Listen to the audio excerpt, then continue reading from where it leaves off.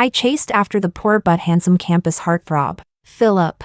For a whole year, I spent money, put in effort, simped for him like there was no tomorrow. Finally, I managed to conquer this aloof, untouchable flower on the high mountain, who was like a pine standing tall in the snow. But at the very first birthday party I brought him to, he shielded another poor student, a so-called delicate damsel, and poured an entire bottle of red wine over me in front of everyone. Before I could even recover from the shock and fury, lines of text appeared in the air, like bullet comments from a video stream. They read, "Well done. The male lead has been reborn to ruthlessly take revenge on the evil supporting female character. What goes around comes around. In the past life, she drove the female lead to suicide. This life, it's her turn. Serves her right. She had everything and still bullied the female lead. Even bankruptcy and death at the male lead's hands were too good for her." As if to confirm the absurdity of it all, Philip gave me a look of disdain as he gently comforted the person in his arms.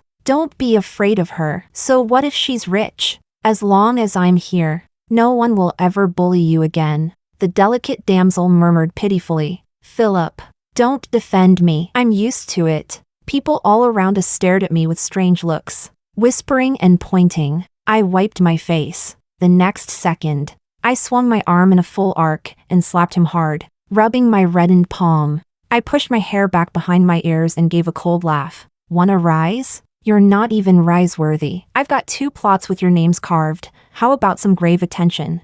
Chapter 1. Sticky wine trickled down from the hairstyle I had spent an entire hour perfecting. My so-called boyfriend, Philip, had just put down the empty bottle. 2 minutes ago, in an unnoticed corner of the banquet hall, Jasmine stood in front of me, wearing the same style of dress as mine, but a low-quality imitation, with a smile on her face. "Miss Chan," she said, "you and I share the same birthday, but just because you're rich, everyone only remembers you. Why is that? Sometimes I really envy you. So today, I've prepared a big surprise just for you." With that, she suddenly raised her hand and slapped herself hard across the face.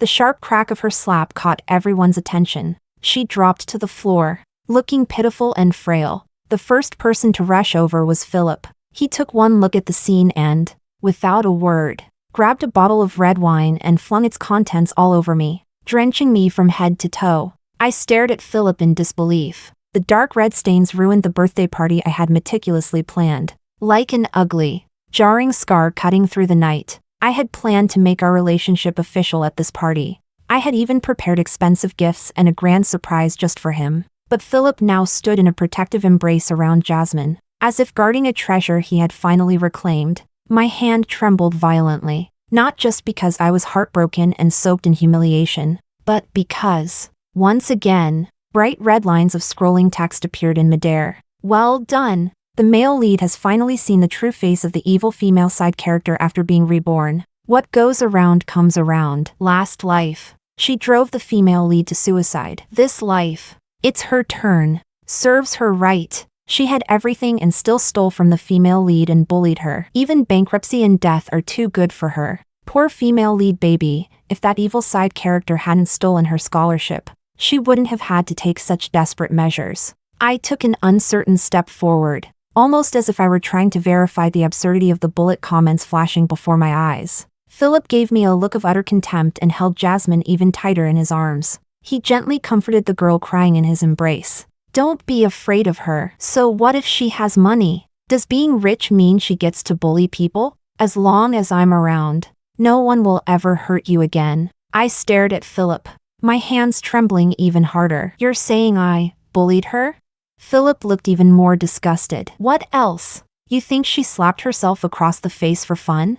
Jasmine leaned into Philip's chest, then looked up with eyes full of staged innocence, her eyes rimmed with red. "Miss Chan didn't mean it. It's my fault. I wore the same dress as her. I just wanted to dress nicely, to celebrate her birthday." She choked back a sob. "Philip, you don't have to defend me. If Miss Chan's upset, just let her vent. I've always known how people like her look down on people like us. I'm used to it." Everyone around looked at me with strange expressions. The whispering around me was clearer than ever. "It's just wearing the same dress. Is it really worth such a meltdown?" Roxana's bad temper isn't exactly news. She chased Philip for so long and even broke up him and his childhood sweetheart. And now that he still has feelings for Jasmine, of course she's pissed. But that's still no excuse to treat people like this. Jasmine huddled in my boyfriend's arms. Then she looked up at me, silently mouthing the words, "Rich girl. See? Who's going to believe you're innocent?" Chapter 2. I stared straight at Philip. He had clearly heard the whispers around him too. Yet he showed not the slightest sign of trusting me, only glared at me as if I had committed some unforgivable crime. As if I really were the evil female supporting character those bullet comments were calling me. Bullet comments, were they real? My heart sank into a pit. I had chased Philip for an entire year, spent money, made effort, did everything a simp would do, from my best friend's disapproval to the whole school's mockery. Philip remained unmoved. Camila, my best friend, once scolded me in frustration. I've never seen him refuse your gifts either. Sure, he didn't turn around and sell them for cash, so he's not exactly a male gold digger. But his heart clearly only holds that poor childhood sweetheart of his. And you, a rich girl, still shamelessly throwing yourself at him? It's embarrassing. Of course I knew all about the rumors of Philip and Jasmine being childhood sweethearts. Everyone talked about it. But what could I do? I genuinely liked his type. That clean, upright character like a pine tree standing tall above the muck. The kind of guy who claimed he didn't like anyone. Who kept his emotions pure, not like his mother. Who lived as someone's pampered mistress. He refused shortcuts, betting everything on studying to change his life. I was truly obsessed with that version of him. So even 3 days ago, when he awkwardly showed up holding his mother's outrageous credit card bill, I agreed without hesitation. I even thought it was sweet of him, filial, noble. It never occurred to me that he had already betrayed the very values I had fallen in love with. That posture of wanting a favor while still acting high and mighty. It was the kind of attitude I hated most. I wiped the wine from my eyes, like clearing away the fog that had blinded me. My fingertips felt cold. If the bullet comments are real, then he's been reborn, and he's going to take revenge on me, ruin me, even kill me? Why? Because he's the male lead? Because I'm the evil supporting character?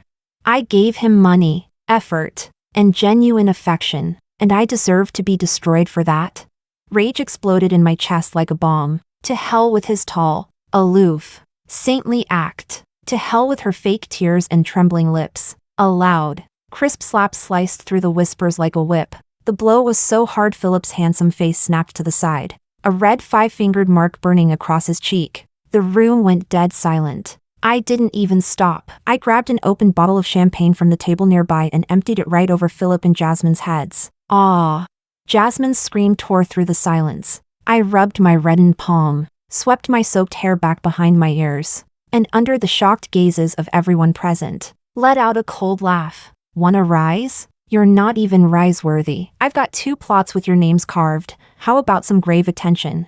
Chapter 3. What the fuck? Isn't the evil supporting character supposed to be crazy in love with the male lead? Why is she going off script? Gotta say, I'm starting to like her unhinged energy. No wonder the male lead failed miserably last life. He messed with the wrong one. Philip flinched from the shock of the cold wine, as if just waking up from a trance. He stared at me in disbelief, one hand covering the swollen side of his face. Roxana, you hit me? How could you bring myself to?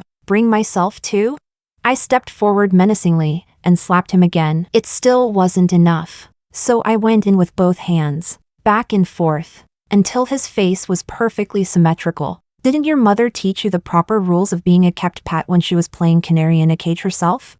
You really want to act like a saint after playing the whore? You lived off me, used my money to pay your mother's debts, and still had the nerve to pour wine on me? You filthy little leech. Are you in such a rush to die? Jasmine screamed. Miss Chan, how can you insult someone like this? I slapped her too, without even looking. Got so busy hitting him, I almost forgot about you. You think I bullied you? You better hope I actually did in the past. Because starting today, bullying you won't be so effortless anymore. I'll show you what it means to live a life of left slap, right slap. Me? Driving her to suicide? What a joke. I wasn't twisted enough to drive anyone to death, especially someone who couldn't even hold a candle to me. From grades to family background. What made Jasmine worthy of me even looking her in the eye?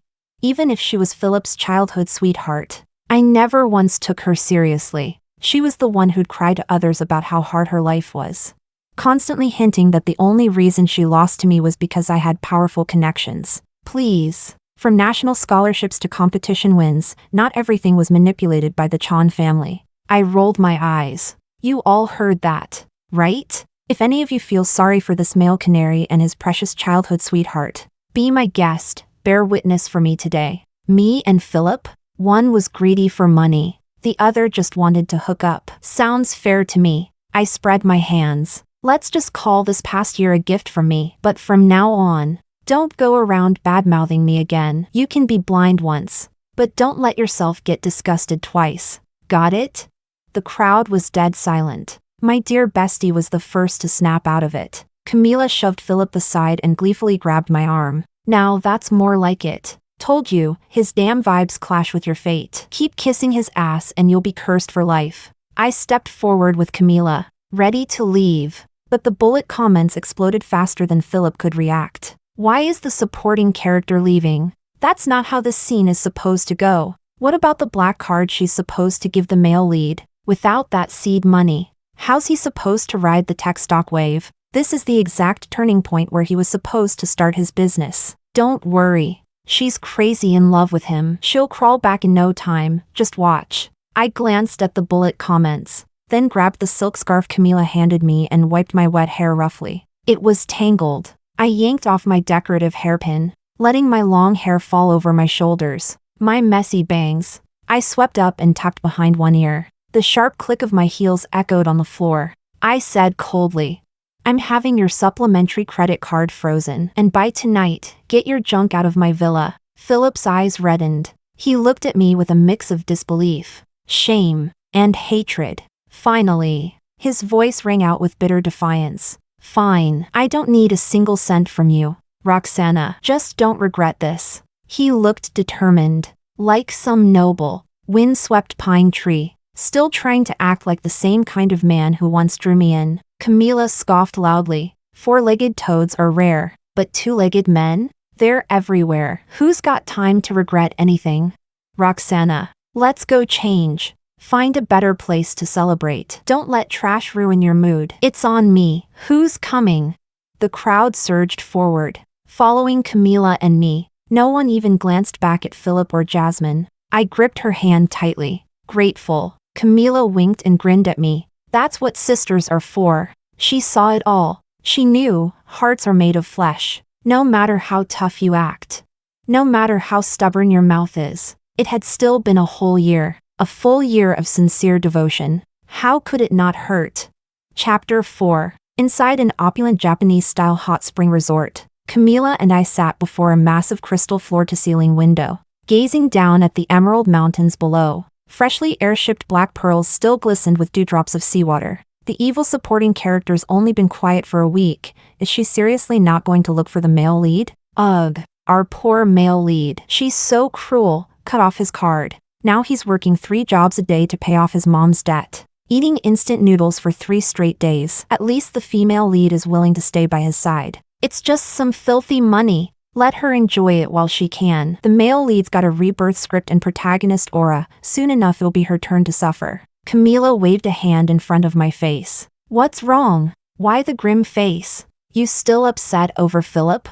I rested my cheek in one hand, fingers idly rubbing my jawline. My other hand tapped rhythmically on the table. Camila shivered. That expression of yours. It was exactly the same as when I took over the family business and kicked my useless brother to the curb. Creepy. Before she could say more, I suddenly gave a genuine smile. Camila, didn't your brother just get back from abroad? If I remember right, he specializes in biotech? Yeah, her eyes lit up. He actually said he wanted to meet you. He's always admired you, said it was impressive how you took control of your family fortune at such a young age. I let out a sincere sigh. Well, I'm very interested in him too. In his research. That is. This strange phenomenon, bullet comments that scroll across people's retinas. Is it some kind of VR tech? Or something based in neurobiology? And if we decode the mechanism, could it make money? Camila grinned. You've finally moved on. I nodded. Yeah, if they're throwing mud at me, I might as well use it to grow flowers. She blinked. Huh? I handed her my business card, a knowing gleam in my eye. I want to meet your brother. The bullet comments scrolled across my vision. What are they whispering about? Are they trying to act mysterious now? She's just putting on a show cause the male lead doesn't love her. Trying to make him jealous with someone else? That won't work on our male lead. Sweetie. I stared at the comments as they rolled by, and then, slowly, smiled radiantly. A smile as cold as frost. It's true that love doesn't disappear overnight, but it can fade with time. Only one thing is eternal. Me, my interests, my gain. I raised my glass with contempt, then downed the amber liquor in one smooth gulp. Chapter 5. I arranged to meet Camila's older brother, Elias, at a cafe. The young man sat across from me, dressed immaculately, every button on his shirt fastened up to the collar with almost ascetic precision. The faint smell of disinfectant on him cleared away the stickiness of my past week. He wore rimless glasses and extended a hand for a polite handshake. I got straight to the point. Hello, Professor Bai. I'm a friend of Camila Bai's. I trust she's already explained my purpose. Since we're both straightforward people, I'll be blunt. Professor Bai, is there any existing technology in the world that can project language in real time onto a person's retina? Elias Bai's expression remained calm. Apologies, Miss Chan. Given the structure of carbon-based life forms and the current level of technology, it is impossible to intrude into another person's neural domain and stream real-time data onto their retina. I looked at him seriously. What if I can actually see it? Wait, what's going on? Did the system glitch? The evil supporting character can see us? So what if she can? What's she gonna do? Fight us through the screen? Come at me, sis. Elias calmly pushed up his glasses. A sharp gleam flashed in his eyes, chillingly attractive. Almost dangerous, he said. Then Miss Chan's brainwaves are quite the subject of study, wouldn't you say? I smoothly pulled a stack of documents from my bag. This one is my recent brainwave report. I took a sip of coffee. And this is my business proposal. If we can work together to decode this technology, the potential is enormous. You'd come in as a tech partner. 15% equity. Sounds fair, right? Elias studied me for a long moment, then slowly curled his lips into a smile. Miss Chan, aren't you afraid? I smiled, bright, but never reaching my eyes. I'm a businesswoman. I might be stupid enough to chase a man for a year, but I'll never be stupid enough to lose my own stake. Elias accepted the proposal without hesitation. You've got me wrong, Miss Chan. I just think you're impressive, he added. I find myself more and more intrigued by you. Low-dimensional life forms. Ugh, two overconfident little ants trying to play God. The male lead already has the upper hand after rebirth. That stupid villainess still doesn't know Chan Corporation's two most crucial investments are about to be snatched out from under her nose. Right as that bullet comment scrolled across my vision, my phone's emergency alert tone went off. My usually unshakable executive assistant was on the line, her voice full of panic. Miss Chan, Lin, the CEO of Mars Group, just called. A university student named Philip showed up with our exact proposal, but that's supposed to be top secret.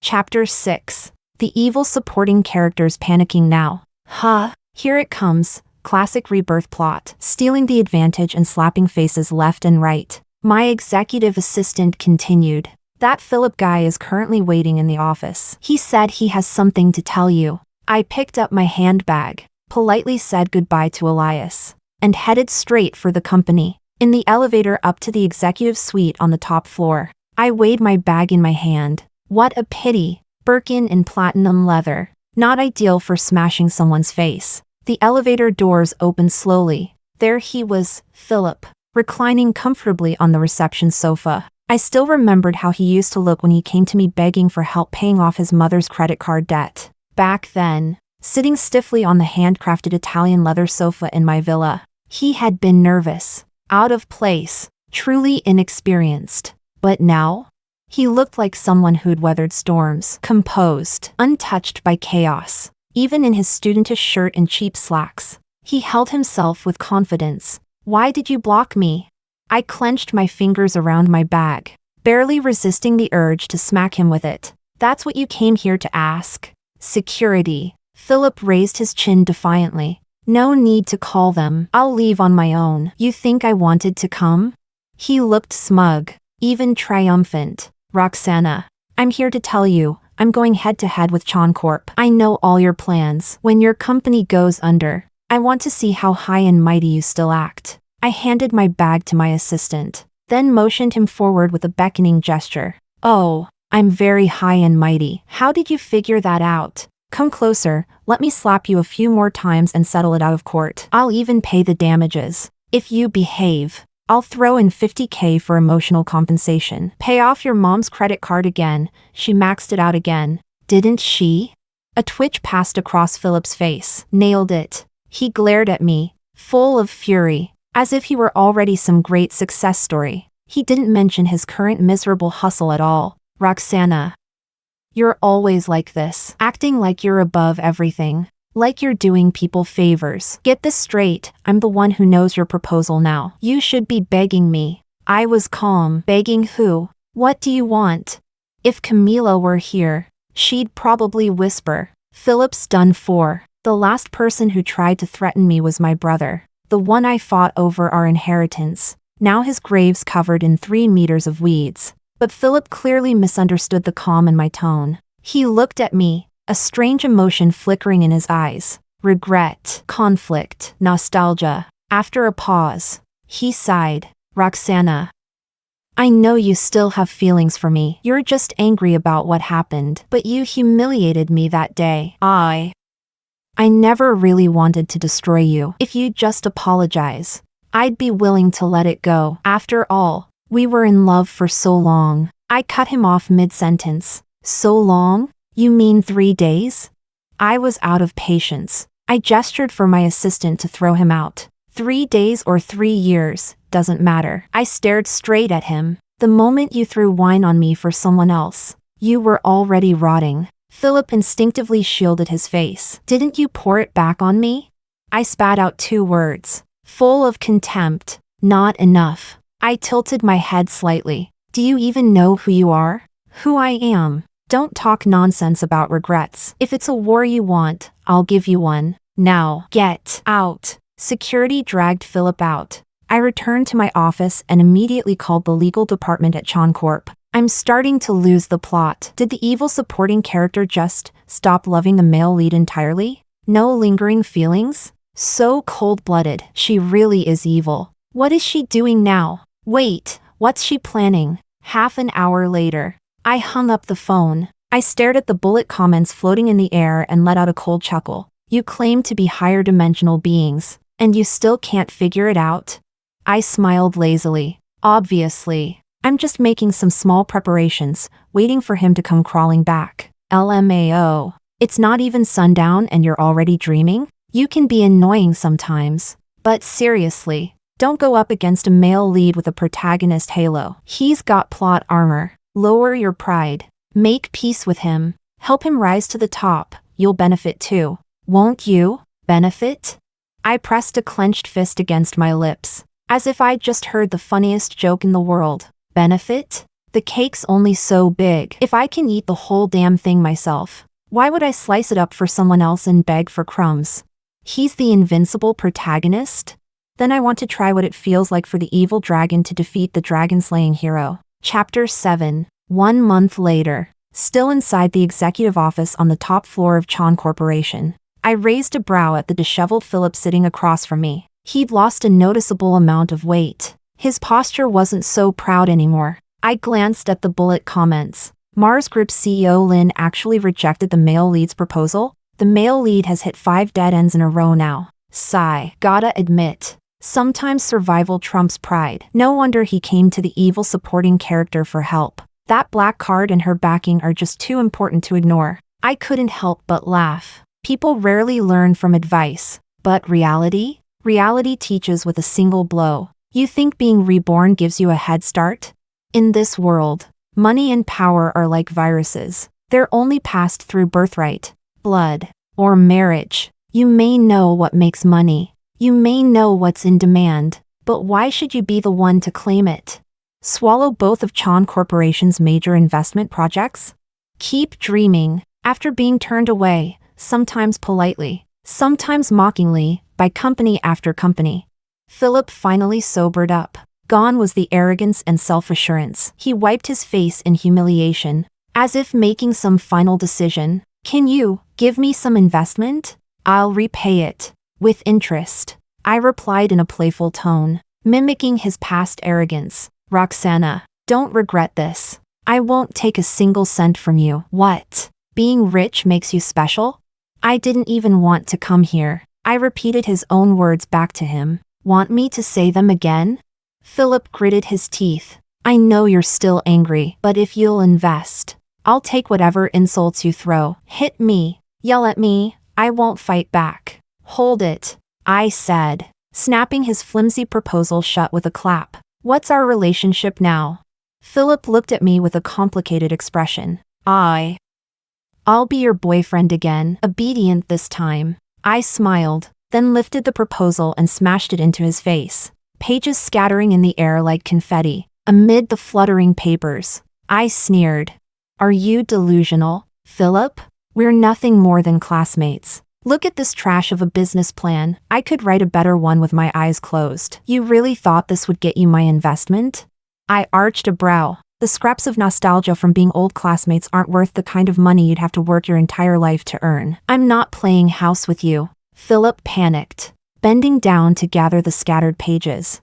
I wasn't sure if he was trying to piece together his plan or his dignity. His voice was low and hoarse. Roxana, I admit it, I need you. Is that what you wanted to hear? Just stop being stubborn. I really need this money. I watched him coldly, then offered a brutally honest comment on his baseless confidence. You're just like your mother, a canary who still thinks she can become royalty by sleeping her way up. Pathetic. Philip froze. His hand slipped. The papers fell again. His shoulders trembled as he raised his reddened eyes. You weren't like this before.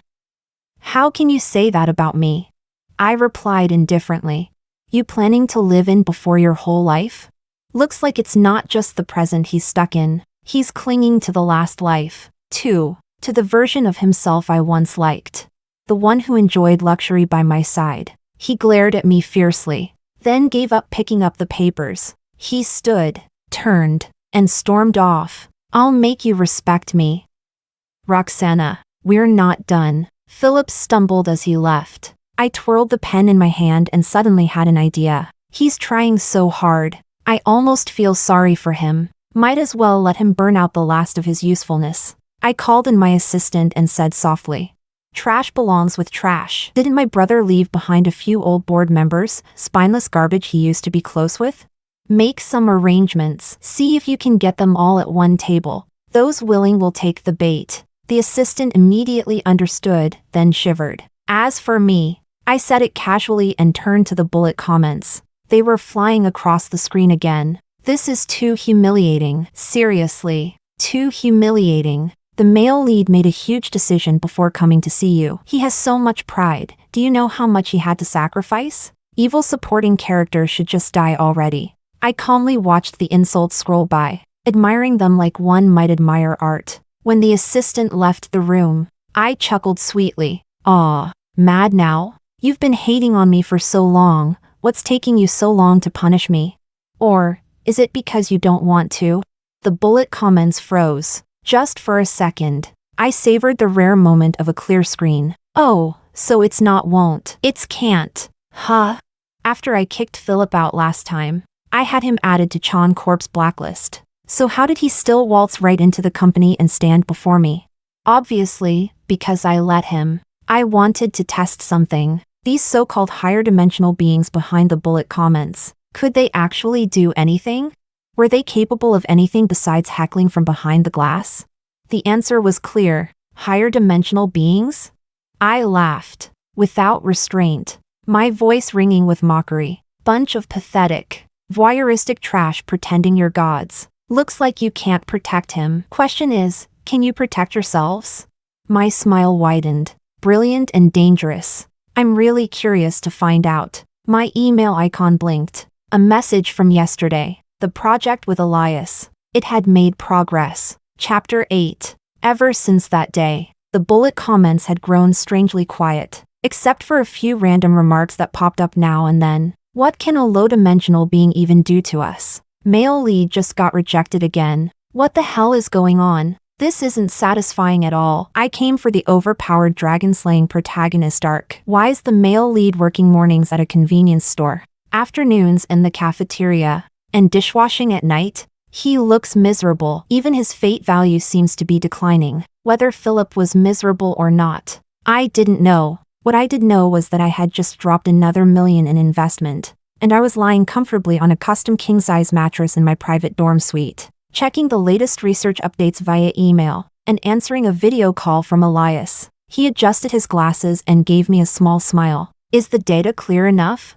I couldn't help but go through it again, my eyes finally curling into a genuine smile. No doubt about it, he was a professional. In just 2 months, the progress had been phenomenal. The file in my hand thoroughly documented and analyzed the possible origins of the bullet comments. Elias's voice was calm and precise. To put it simply, think of the bullet comments as players from a 3-dimensional reality observing a 2-dimensional world. Their quantum projections are the result of frequency resonance with our consciousness. The stability of this resonance depends on a delicate balance between underlying entropy and the curvature of spacetime. By some accident, your brainwave reflection frequency matches theirs, thus you can see the comments. We've now identified ways to interfere with, and even control, this flow of information. I nodded knowingly. That accident was probably Philip's so-called rebirth. Now I really didn't know whether to call him lucky or cursed. I sighed. Looks like we've got a serious money-making opportunity here. I ought to thank Philip. Really? Elias chuckled softly. Miss Chan, you're truly something else. Listening to his earnest tone, I found myself glancing at him more than once. Sunlight filtered gently through the parasol tree outside, scattering quiet shadows across his figure. Elias tapped his keyboard, voice taking on an odd lilt. If possible, a cold gleam flashed across his glasses. I'd really love to dissect him, just to study. The corner of my mouth twitched. Elias smiled faintly. Kidding. Of course, I'm not a mad scientist. Oh. Right, Camila told me you've been nominated for the National Scholarship again? Yep, congratulations. He paused, voice a little tentative. Maybe to celebrate your nomination and our project's breakthrough, I could treat you to. Knock knock knock. The sudden pounding on my dorm door was forceful, shaking the frame. Something urgent. I held up a finger to Elias, gesturing to pause, and quickly got up to open the door. I froze in surprise at the people standing outside. It was Jasmine and Philip. Chapter 9. The first person I noticed was Jasmine. Philip stood slightly behind her, eyes evasive, looking like a mere sidekick. Jasmine bit her lip and looked up at me with her usual pitiful expression. Miss Chan, I have something to say. Can I come in? I gave her a strange look. Come in. Then, Jasmine didn't waste a second. With a loud thump, she dropped to her knees. She clung to my sleeve, looking up at me with tear-filled eyes. Miss Chan, could you let me have the National Scholarship nomination?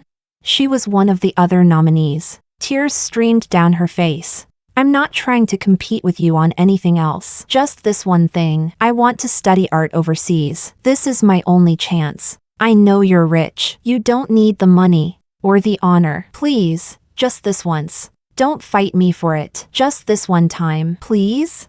Philip reached out and tried to tug her up, but she wouldn't budge. I cut her sob story short, looking down at her coldly. And what role are you playing right now? Exactly? A beggar? A classmate? Or a poor victim fighting injustice? I shook off her hand. You clearly don't see me as an ordinary classmate, and you sure don't act like someone asking for a favor. So why are you here? Just to humiliate yourself? Weren't you the one who cried and said, let's see who would believe you now? Jasmine stumbled backward from the force of my words. She cried even harder, glancing sideways at Philip through her tears. Miss Chan, I was wrong. I'm sorry. I really am. I was just so scared. You're rich, smart. The teachers and students all support your nomination. I really need that money. I just want to chase my dream. There's nothing wrong with chasing your dream. Oh, so you're not wrong, but I am? I was genuinely impressed by the logic. Then casually picked up my transcript from the table. The national scholarship is awarded based on merit. I'm not your mother. Why should I spoil you? Jasmine was stunned for a moment, her eyes darting around. But you were born as Miss Chan, the heiress. You don't understand what it's like for people like us, how hard it is to even get one shot at changing our lives. I wasn't moved. I shoved the transcript toward her face. Jasmine, realizing she had no argument, turned away from me and latched onto Philip instead, tears streaming down her face like a scene from a tragic drama. She pleaded, "Philip, say something, please. I know you're close with Miss Chan. Ask her to help me. Just this once." Philip looked pale, probably from malnutrition and lack of sleep. He looked from Jasmine's tear-streaked face to my composed one in full designer wear. Something flickered in his eyes. Whatever it was. He turned away painfully and refused to meet my gaze. Jasmine's face went even whiter. She shook his sleeve desperately. Finally, Philip turned back and opened his mouth to speak. I sneered. "Are you trying to impress me now?" Philip's face flushed red with pent-up frustration. He lowered his head and grabbed Jasmine's hand. "Let's go. I'll find another way. We don't need her help." Something in his words must have hit a nerve. Jasmine suddenly snapped. She shoved Philip away with a scream. "Don't touch me. Do you even realize the deadline is next month? Find another way. There's always a way. Where do you get that kind of blind optimism? You talk like someone who's tasted luxury. Easy for you to preach when you've never had to crawl for it. I actually believed in you. Believed you'd have money someday. I ate instant noodles with you. Worked crappy jobs with you. I called you Philip. We grew up together, yet you can't even say one word for me in front of her. What's the point of you?" Jasmine shot both Philip and me a venomous look. Seeing that there was no way I'd agree, she scrambled to her feet, flung the door open, and bolted out. Bullet comments scrolled in immediately. Male lead secretly took the female lead savings meant for studying abroad to fund his investment, but his mom found it and spent it all. No wonder the female lead broke down. Poor female-led baby. The male lead is starting to feel kind of unreliable. At the end of the day, it's all the evil supporting character's fault. She should have just given the male lead the money. None of this would have happened. I watched the entire melodrama unfold and couldn't hold back a laugh. I turned to Philip and said, "Looks like it's not easy being a hero. And when you fail at that, you just become a joke. Don't get cocky. Petty villain." Someone still saw the male lead's potential and invested in him. Just wait. They're just moving slower. The male and female lead will reconcile soon and slap you hard. Philip stood there, completely defeated. The proud pine tree of old was long gone. He looked like he wanted to say something, but before he could, Elias, still on the video call we hadn't hung up, spoke up. Voice clear and cutting. Two selfish, self-serving people together? No surprise they ended up in a mess. He verbally stepped right on Philip. Philip jerked his head toward the phone. His expression twisted. A strange look of clarity came over him, twisted clarity, like he'd found a reason to lie to himself. Jealousy and madness sparked in his eyes. "So that's it, Roxana. You have someone new now. Huh? That's why you don't love me anymore?" Elias, still in the call, rested his chin on his folded hands and smiled calmly. "What's it to you? You think you're even remotely on my level?" I glanced at Philip but didn't deny Elias's little provocation. And while I was at it, I had Philip thrown out. Philip's breath was ragged with fury. He spat out 3 words, one after the other. "Fine, fine, fine." Bang!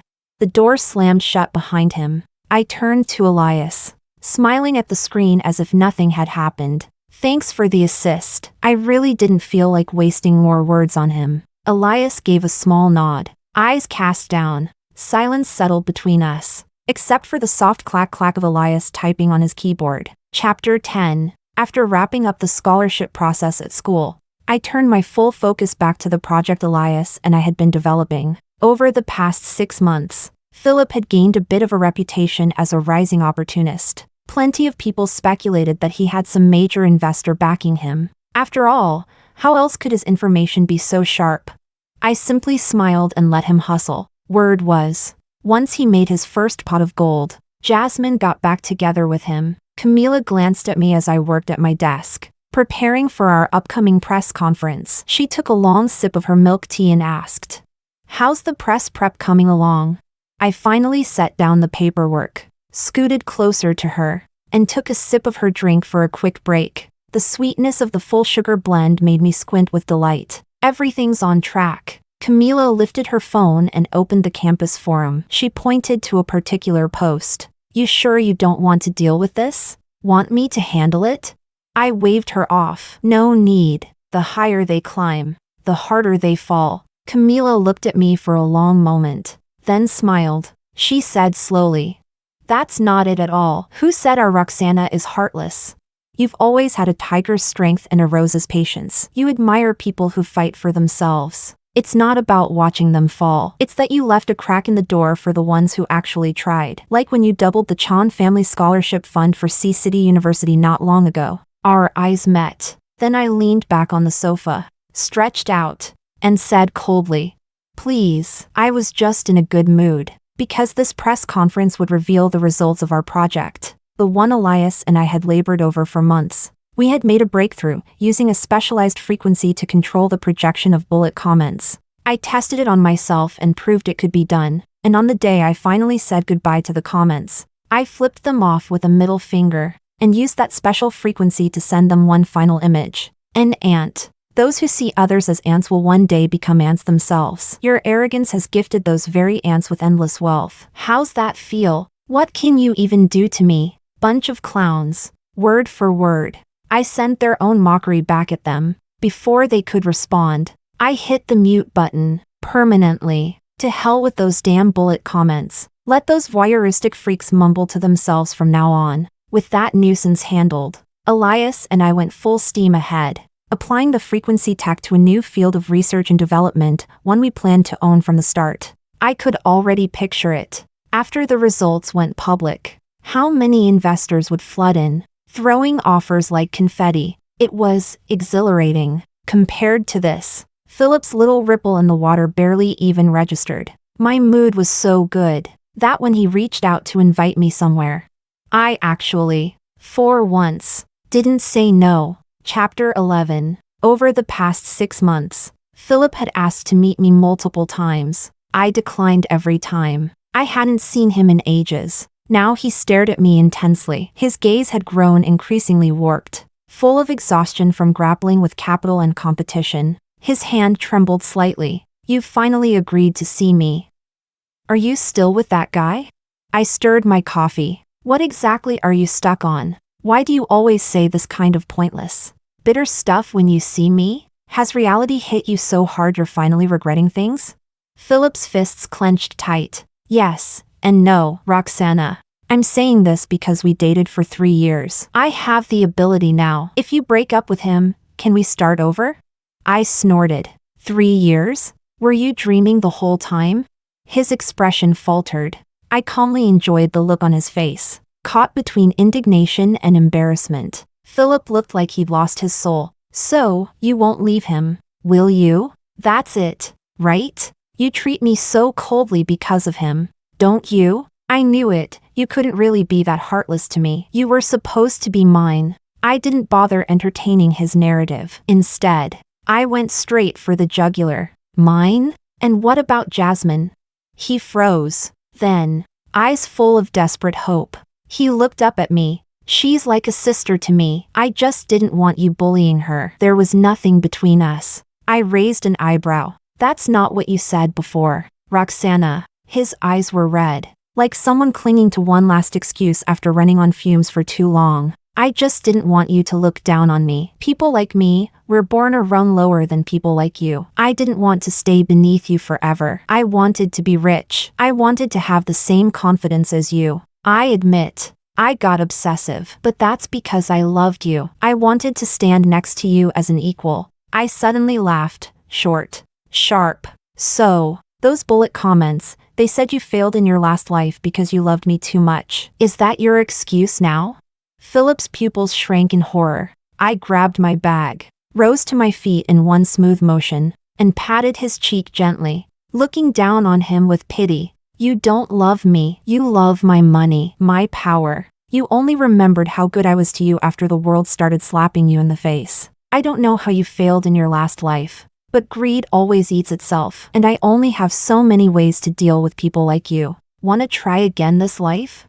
I don't know if it was new hatred or old betrayal, but Philip's eyes went from shock, to dread, to burning fury, and then, finally, broke. He stared at me, stunned. You knew all along?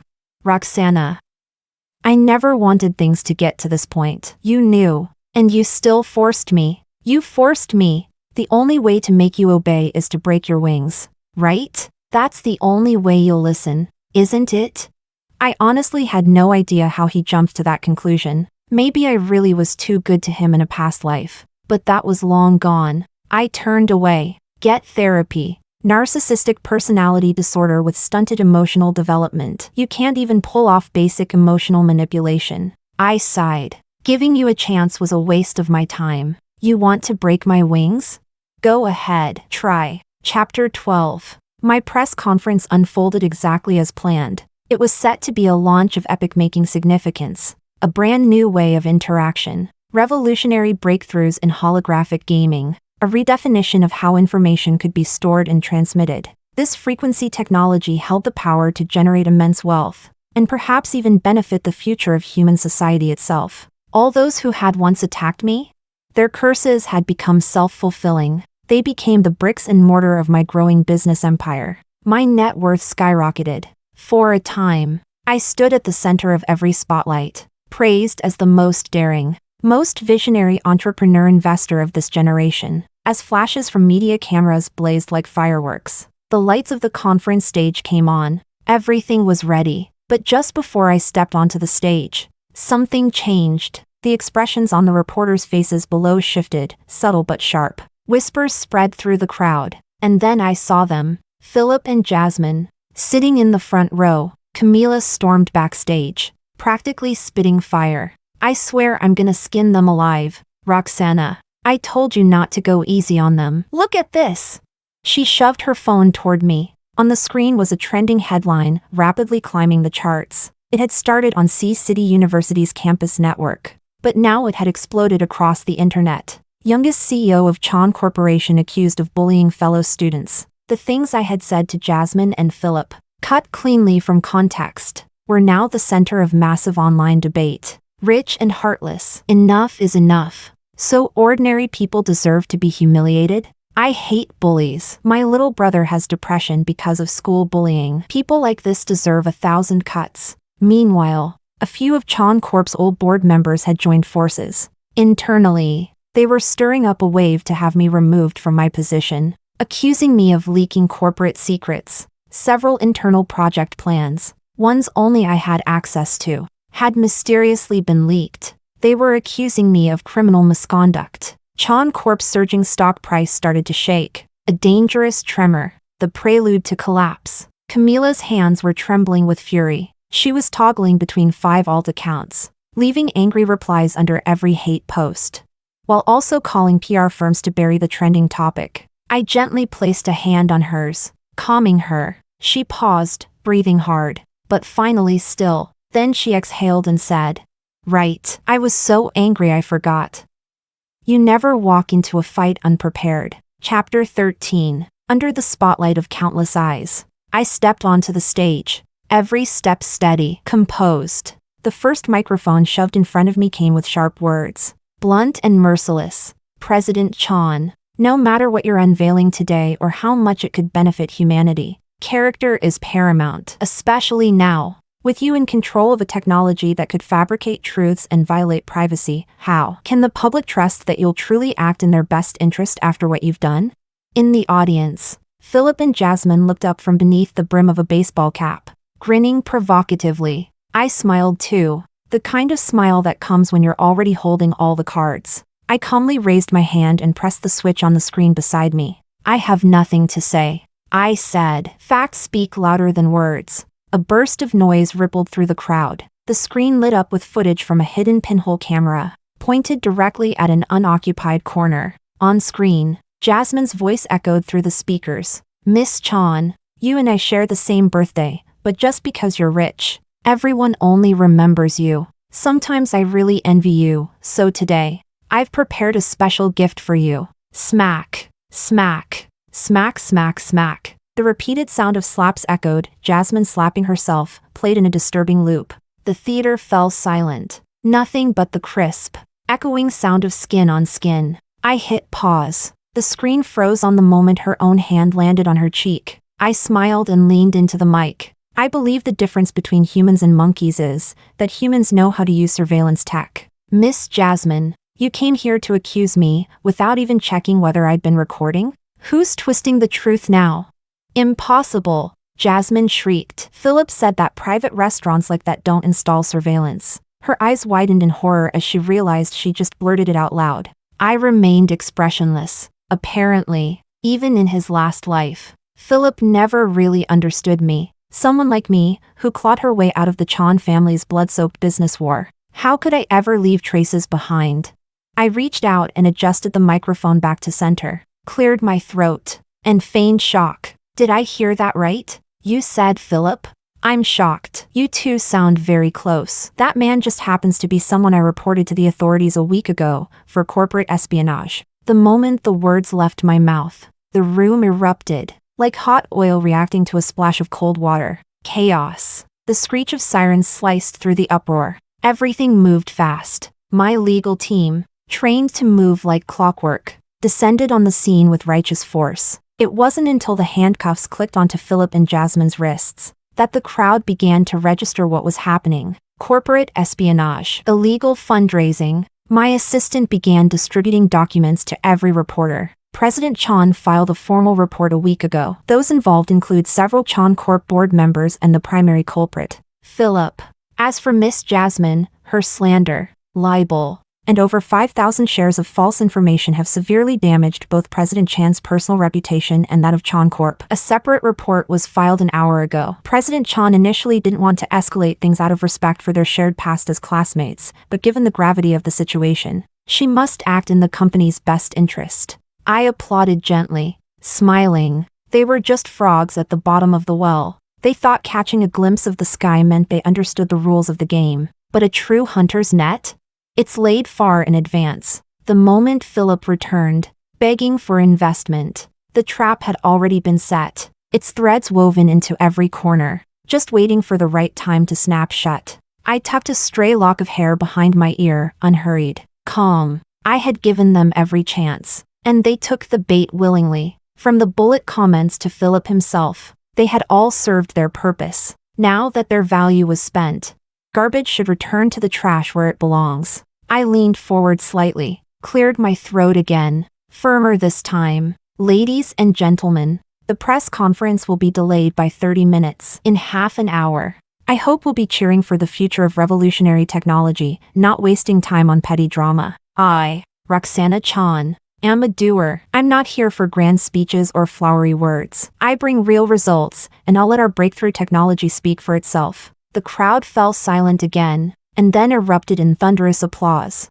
Within those 30 minutes, shutters clicked, pens flew across pages, and reporters scrambled to write their stories. It seemed Philip and Jasmine would finally get their wish, to become household names. Philip thrashed about, eyes wild with disbelief, as if he couldn't comprehend how everything had collapsed so suddenly. Right before he was dragged away, he twisted around with all his might, eyes bloodshot like a dying beast making one final, desperate struggle. Row. The name was cut short. I raised a hand to my lips and mouth with a mocking smile. Who said you had permission to challenge me?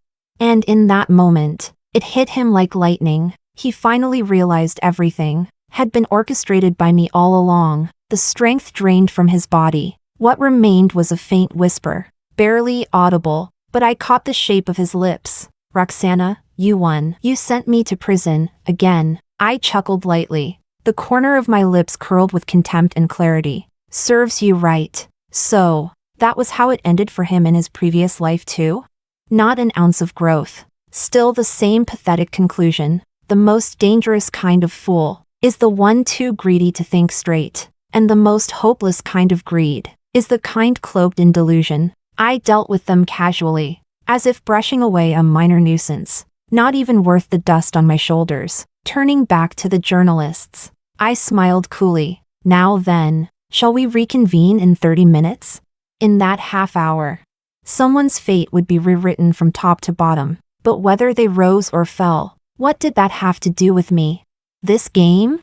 I had won. I was the true victor. Chapter 14. The launch event went smoothly. Elias and Camila approached me, holding the bouquet they had ordered in advance and pulling me into a hug. Camila squeezed herself between me and Elias, winking at me dramatically, then slipped away to stand by my side. Elias and I were standing very close. His eyes still held a stunned admiration. He had witnessed the entire spectacle unfold. After hesitating for a moment, Elias finally said what he hadn't finished last time. Miss Chan, perhaps to celebrate the success of the launch and our future overflowing with profits, may I have the honor of buying you dinner? I cradled the bouquet, inhaled deeply, and smiled so much that my eyes crinkled. Then I bluntly pierced the last layer of ambiguity between us. Honestly, you're not really my type. Elias lowered his gaze and slowly took off his glasses. But life holds infinite possibilities. I looked into his eyes. Sharp, certain, confident, just like mine. In the end, we did have dinner together, but we weren't together. I never made up my mind about how to respond to him, because I truly agreed with what Elias said. Life is full of infinite possibilities, isn't it? The past, rushed and messy, has all been swept away, not worth lingering over rotten people or rotten things. Ahead of me lies a wide-open future still waiting to be discovered. Maybe it'll be new partners. Maybe it'll be the expansion of my business empire. Maybe it'll be the endless depths of my own ambition. Brushing off the snow of yesterday, there's so much more ahead, waiting for me to journey through, one step at a time. Story 2. Pregnant after marrying into wealth. My ex regrets it and cries. I was Sam's fiancé, a childhood sweetheart tangled in a 10-year relationship. But after our wedding ceremony, he kept delaying our marriage registration. During our honeymoon trip, I questioned him about it, only for his so-called first love to sow discord with a few words. Without hesitation, he abandoned me in a chaotic foreign land I had never set foot in before. 3 years later, we met again. The man looked at me lazily, as if sizing me up. You've been alone in a foreign country for 3 years. Do you realize your mistake now? Alone? I clenched the pregnancy test report in my hand. I had been married for 2 years already. Chapter 1. Staring at the furious Sam in the hospital. It took me a moment to recognize who this man was. You. Sam? Sam used to avoid me like the plague, walking away the moment he saw me. But this man rushed toward me as soon as he spotted me. Olivia, what are you doing at the hospital? Sam's sharp questioning pierced my eardrums. If not for taking my mother's ashes, I wouldn't have returned to City A. I pressed my lips together, about to explain, but he grabbed my wrist, squeezing so hard it hurt. I tried to pull away, but he gripped even tighter. What's wrong with you? I struggled hard, but his expression was full of mockery. 3 years alone in a foreign country. Do you finally realize your mistake? That same familiar look. We had been childhood sweethearts for 10 years, engaged by family arrangement. Yet Sam always looked at me with disdain. Thinking of my recent pregnancy, I didn't want to argue and said calmly, "Let go first. We can talk outside." He sized me up again, his tone even more cutting. You're acting quite well this time. Don't do such childish things again. Honestly, if you were half as sensible as Emma, I might have married you. Still the same arrogant Sam I remembered. Chapter 2. I didn't have time to dwell on the past before a familiar female voice interrupted my thoughts. Sam, I just finished my checkup. Everything is perfect. Emma bounced into Sam's arms, looking smugly at me. Olivia, it's been a while. I didn't expect to see you in a hospital. Are you pretending to be sick again to beg Sam for attention? 2 sentences in, and Emma had already labeled me as a fraud. Sam's urgency disappeared, replaced by his usual superiority. Olivia, 3 years and you're still playing the same tricks. Watching Sam's arrogance and Emma's sarcasm, I began to feel annoyed. I'm not pretending. I'm here for an actual checkup. The moment I finished, Emma clung to Sam and started to cry. Sam. Olivia is so mean. Is she going to hit me? Sam's face darkened. Olivia. You're always this unreasonable. It was always the same. Whenever I tried to talk to Sam, Emma would butt in and provoke me. And when I got upset, Emma would act pitiful and claim I bullied her. It always ended with me being scolded. Seeing the two of them so affectionate, I cleared my throat, ready to tell Emma to stop with the childish games. I was really done with Sam. Before I could speak, Sam grabbed my shoulder, his voice freezing. Apologize. You're not leaving this room without apologizing to Emma today. Why? I had come to the hospital for a checkup, and now I was being forced to apologize to this manipulative pair? I did nothing wrong. If anyone should apologize, it's you too. Slap. Before I finished, Sam pushed me to the ground. The cold tiles sent a chill through my bones. My ankle twisted painfully, and I gasped, immediately cradling my stomach to make sure the baby was okay, relieved that nothing happened to the baby. I looked up, ready to speak, but Sam just walked off with Emma in his arms, leaving me with a cold remark. Pretending to have stomach pain again? I'm sick of this act. Chapter 3. Watching their affectionate backs fade away. I suddenly remembered how it was 3 years ago.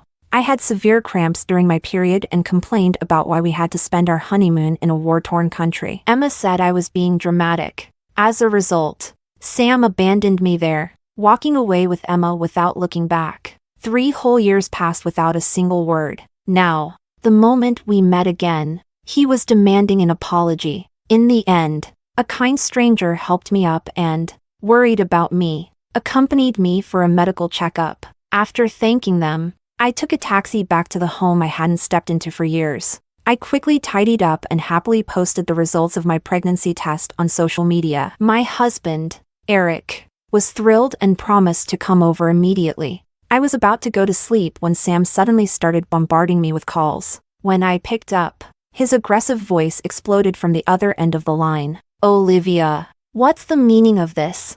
Are you using social media to force me into marriage? I'm warning you, 3 years apart. And now you're pulling this cheap trick? Be careful, or I'll really cancel the engagement. I adjusted my pillow impatiently. This has nothing to do with you. Sam's tone grew even colder. Still playing hard to get? Now all our mutual friends are asking me how you got pregnant. How do you expect me to explain? I turned off the light and replied indifferently. Then don't explain. I already said this has nothing to do with you. And I hung up. Beep, beep, beep.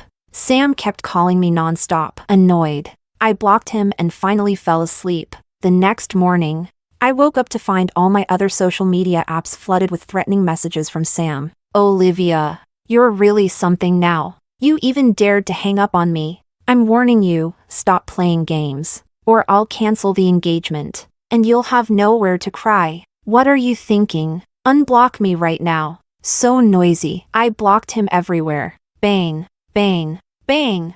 Someone pounded on my door. I opened it, and to my surprise, there was Sam, furious. Why did you block me? The man in front of me looked tired, no longer as handsome as before, as if he hadn't slept all night. Thinking it over, I couldn't figure out what I'd done to upset him, so I cautiously asked, "What exactly are you here for?" He grew even angrier, grabbing my wrist and looking down at me as if issuing a command. Unblock me right now, and then go apologize to Emma. Emma was traumatized by your behavior yesterday. Her depression has returned, and you need to go comfort her. So it was for his precious Emma again. I replied coldly. Tomorrow is my mother's death anniversary. I came back to collect her ashes. After that, I'll never come back. I won't bother you again. Tell her that. It should make her happy. I thought my words would calm Emma, but instead, Sam's face darkened instantly. What nonsense are you talking about?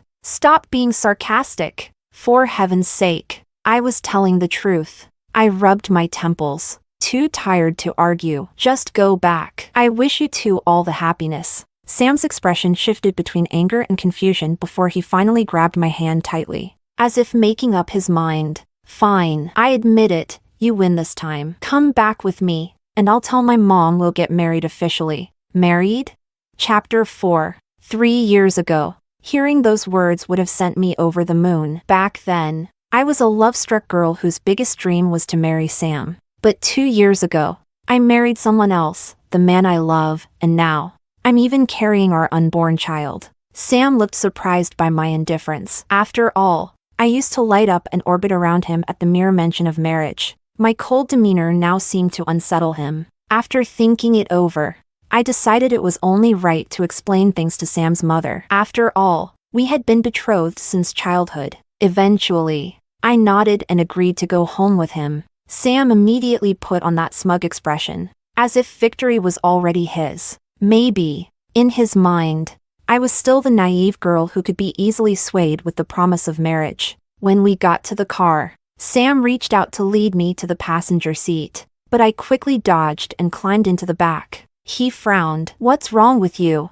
"Nothing. I'll just sit in the back." I used to believe the passenger seat was the wife's exclusive spot. I even fought with him over it more than once. But now that I was married, sitting there felt inappropriate. Sam stayed silent for a while. The car, once filled with my endless chatter, was now eerily quiet. When we stopped at a red light, he suddenly spoke. "Why didn't you argue about sitting in the passenger seat?" I didn't catch what he said. "What?" Sam turned to look at me deeply. "Just now, why didn't you sit in the passenger seat? I remember you always insisted it was your exclusive spot." Sam's words brought back memories, back when I still loved him. I used to have endless things to say to him. I even copied those lovey-dovey couples online who claimed the passenger seat was the wife's exclusive territory. I threw fits over it more than once. Sam always thought I was childish back then, and Emma used to smugly claim the seat, saying she got carsick. Whenever I suggested calling a car for Emma or buying her motion sickness pills,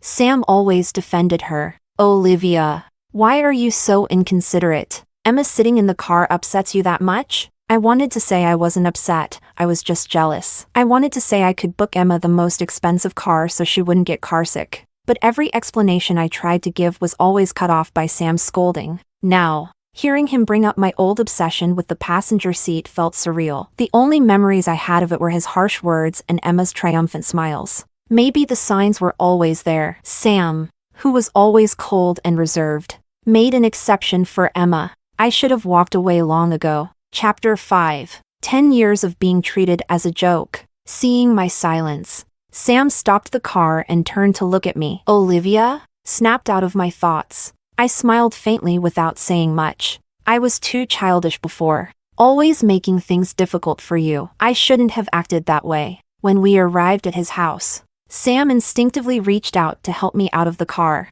I quickly stepped back, my face calm and distant. Sam's expression darkened. "Olivia, are you still playing hard to get?" He frowned, scolding me impatiently. "You ruined our honeymoon with your drama, making it unbearable for everyone. Now, after 3 years, I forgave your tantrum, and you're still acting like this?" I stared blankly at Sam, opening my mouth a few times but saying nothing. It had been my dream honeymoon, but Emma forced her way into making it an awkward trio. After a brief argument, they left me stranded in a chaotic foreign country, abandoning me completely. That's when I gave up on Sam. I didn't love him anymore. Sam's house was just as grand as I remembered. After getting out of the car, I followed Sam inside to meet his mother. She was already waiting in the living room, with Emma smugly supporting her arm. "It's been so long. Olivia, do you think you're too good for our family now?" The once affectionate woman now looked at me with disdain.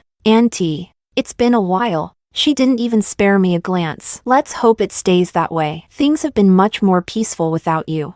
I opened my mouth but felt my throat go dry. I remembered how, when Grandpa was alive, they used to tease me about being the family's little daughter-in-law. I had naively believed I would marry Sam and spent 10 years enduring his coldness and scorn, treating him well without fail. Chapter 6. But at this moment, I finally realized I was just an outsider, someone they could discard at will. If Sam didn't want to deal with me, he could simply abandon me in a foreign country. My life or death depended entirely on his mood. When he was in a good mood, he could fulfill our engagement, and I'd be the lady of the house. When he wasn't, he could leave me in danger, and my life wouldn't matter. Sam's mother seemed to soften, putting on a kind act as she held my hand. Olivia, listen to me. Why don't you let Emma take your place in the engagement? We won't treat you unfairly. Mom, that's not why I brought her back. Sam frowned. I quickly cut him off,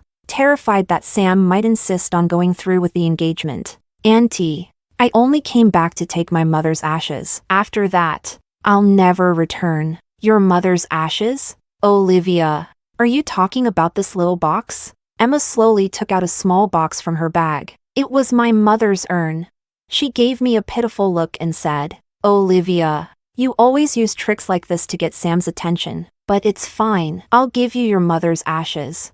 I didn't even have time to wonder why Emma had my mother's urn. I just trembled and reached out to take it. Crash! Emma pretended to lose her grip, and the urn fell to the ground. White ashes scattered everywhere. I grabbed Emma, my eyes red with fury. Emma, why did you do that? I didn't need to think. I knew she did it on purpose. Emma had always enjoyed destroying things. She'd broken gifts Sam gave me, ruined my homework, and spread rumors about me. I had tolerated it all. But this, why desecrate my mother's ashes?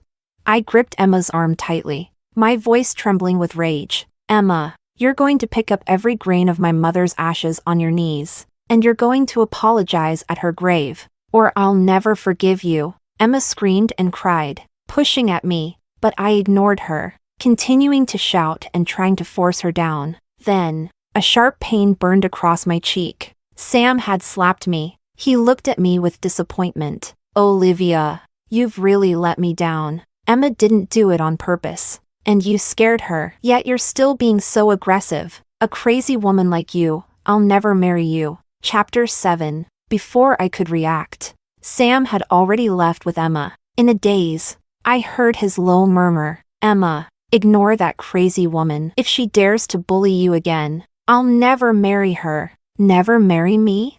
But I was already married. Today, I had come to officially cancel the engagement. Calming myself, I exhaled slowly and booked a flight for the day after tomorrow. Since even my mother's ashes had been desecrated, there was no need to keep up this farce any longer. When I got home, I video called my husband, and my mood instantly lifted. Eric said he'd be home soon, bringing my favorite desserts. Bang!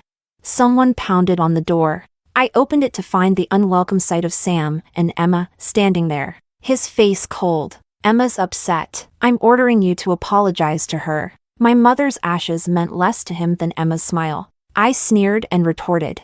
I did nothing wrong. Why should I apologize? Slap! Sam struck me so hard I fell against the doorframe, tasting blood in my mouth. He looked down at me with arrogance. Olivia, stop pretending. If you don't apologize, I'll never marry you. Marry me, again with the marriage threats. Sam bullied me only because he relied on my past love for him. I rasped out. Sam, I'm already married. I won't interfere in your lives. But you need to respect mine as well. You're making things up just because I won't marry you? Sam stared at me in disbelief, his voice softening as he tried to reason with me. If this is too much for you, then just apologize to Emma and let's end this mess. But if you keep acting out, I won't forgive you. I closed my eyes, too tired to deal with his nonsense. Olivia, why do you always hate me? Emma's fake, pitiful voice chimed in. Slap! I smacked her across the face. She had trampled my mother's ashes and now dared to act like the victim. You. Emma looked at me in disbelief, unable to process what just happened. Ever since I liked Sam, I had endured Emma's provocations and mistreatment. Over time, she truly believed I was a pushover. But after that slap, the knot in my heart finally unraveled. Chapter 8. Honey, I'm here. Eric strode in, tall and imposing, glaring at the two intruders. The moment he arrived, I felt much calmer. Sam's eyes turned red when he saw my husband, glaring at me intensely. Who is this man? Olivia, explain this to me. Eric shot him a disdainful look and pulled me protectively into his arms. This is my husband and the father of my future child. You wanted to know why I was at the hospital? I'll tell you, I'm pregnant. I threw the pregnancy report at Sam's face. He didn't even look at it before ripping it apart and throwing it to the ground. his eyes bloodshot with rage. Olivia, I'll admit your act is convincing this time. Forged pregnancy results. Hiring a man to provoke me, you've really stepped up your game. But fake is fake, no matter how well you act. It won't become real. Then he lunged to grab my arm. Smack! Eric kicked Sam to the ground and warned him coldly. Olivia is my wife. If you harass her again, I won't let you off. Sam lay on the ground, stunned, before looking up in disbelief. You're just an actor she hired. And you dare hit me? Even now. He thought I was acting. I frowned, finally losing my patience. This is Eric, my legal husband, not some hired actor. Stop deluding yourself. Our engagement is over. No, no.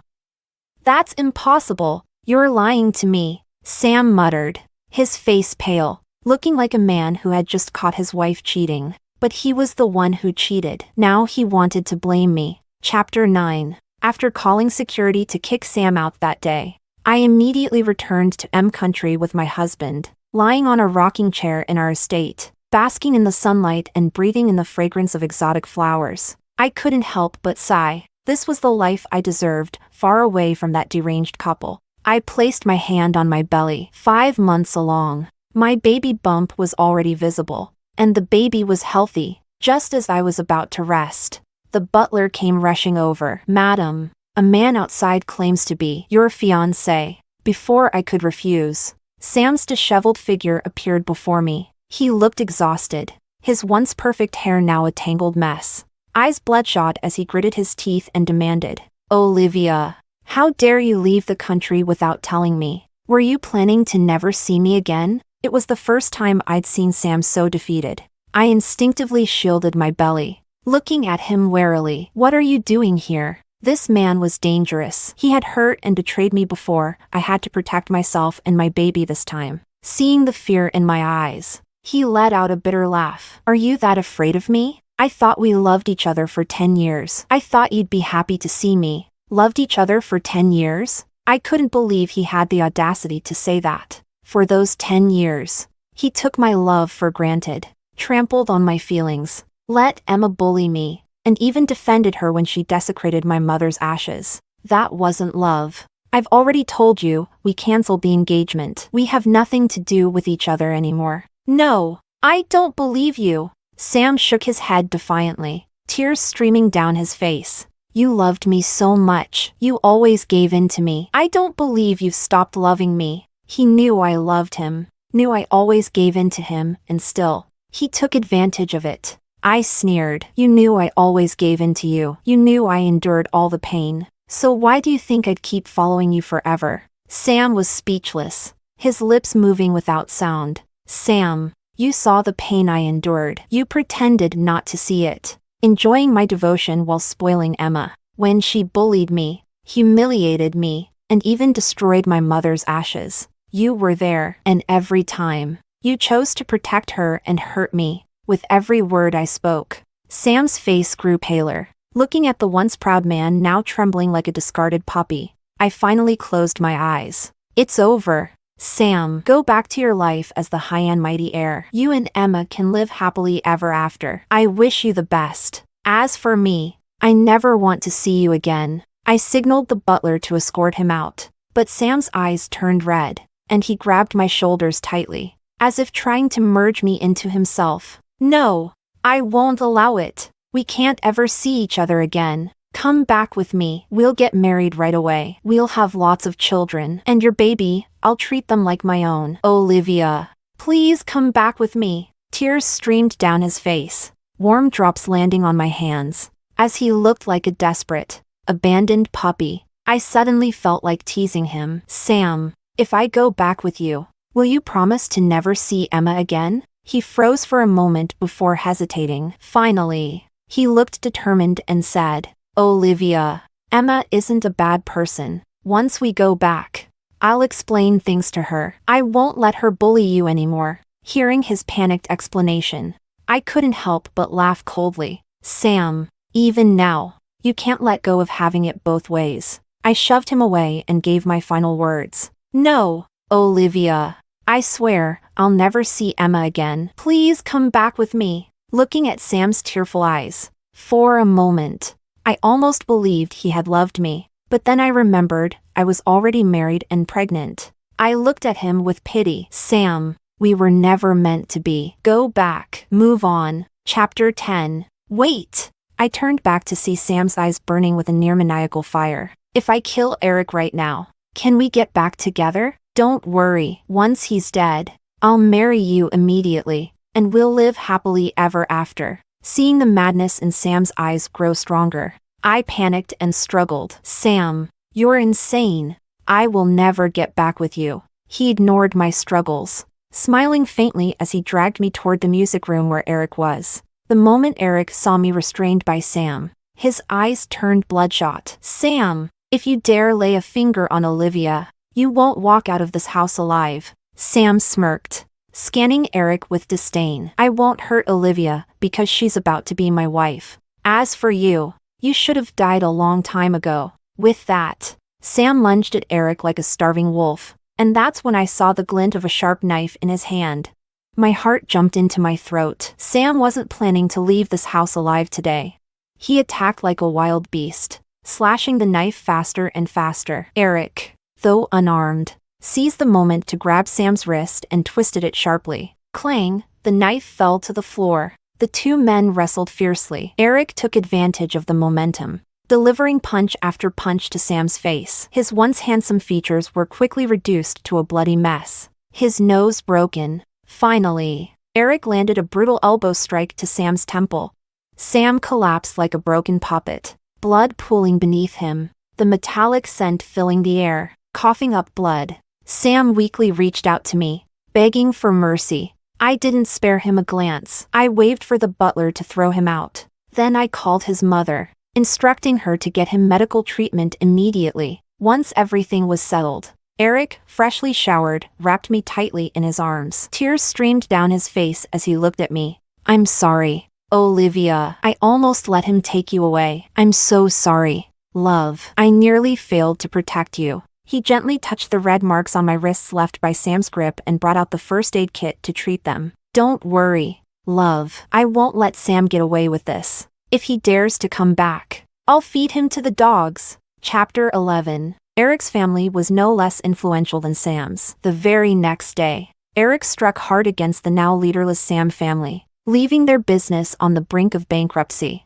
Tracing the furrowed lines on Eric's brow, I smiled to reassure him. I'm fine, aren't I? And besides, Sam got what he deserved. Indeed, Sam was beaten so badly that day that the doctors said even if he survived, he'd be partially paralyzed. This was the man who abandoned me in a war-torn country at the whim of his true love. The man who hit me while I was pregnant and defended Emma even after she destroyed my mother's ashes. Now, he was finally paying the price. A year later, I gave birth to our baby. While Eric and I were playing with our child at the park, we unexpectedly ran into Sam. The man who once exuded confidence and charm was now unrecognizable. Sam sat slumped in a wheelchair, pale and emaciated, looking like a shadow of his former self. But seeing me seemed to ignite something in him. His cheeks flushed as he said, Olivia, I missed you so much. Did you miss me? I know I was wrong before. I've already gotten rid of Emma and will never see her again. I've been working hard to make up for my mistakes.